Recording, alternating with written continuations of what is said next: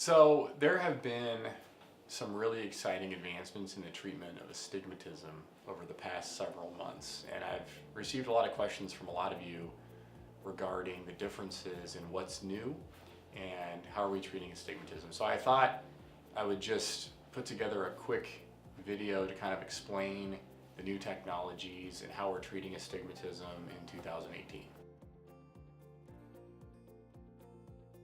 So first of all, let's talk about LASIK.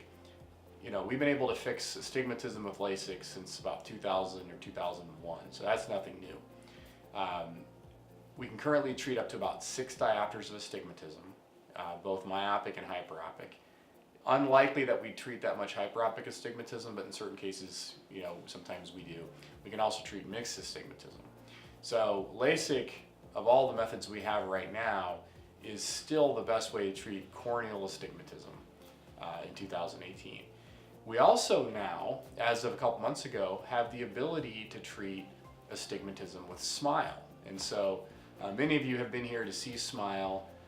SMILE is the newest corneal refractive surgery procedure that we have, where we use a femtosecond laser to take a lenticule of tissue out of the stroma of the cornea to flatten the cornea and reshape it that way. So it's removing the same tissue profile that LASIK does, but it's doing it intrastromally without making a flap. So there's some advantages to SMILE. I like it in patients that have meibomian gland disease. I like it in patients that have ocular surface disease, and I like it in patients that don't want a LASIK flap for whatever reason. Maybe they're in contact sports or something like that, and they don't want a flap. Then I think SMILE is nice for those patients. For SMILE, we can treat anywhere from about a -3 to a -10 sphere, and we can treat up to -3 of cylinder. So LASIK is -6 of cylinder, SMILE is -3, and they treat it differently. We cannot treat hyperopic cylinder with SMILE. We can only treat myopic cylinder. So that's corneal laser surgery.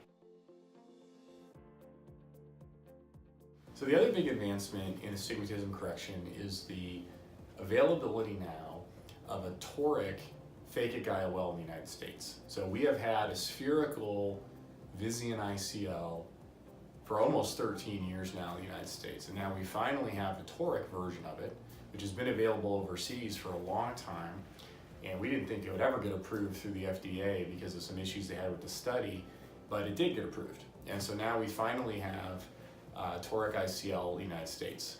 So we can treat about 4 diopters of cylinder up to that with the ICL in its current availability.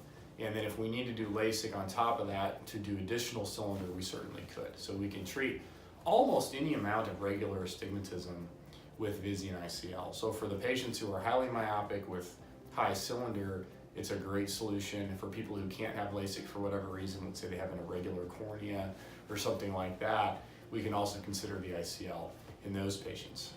We're even using it in patients that have keratoconus. They've got, inability to have LASIK or other treatments, but the ICL might for those patients be an option.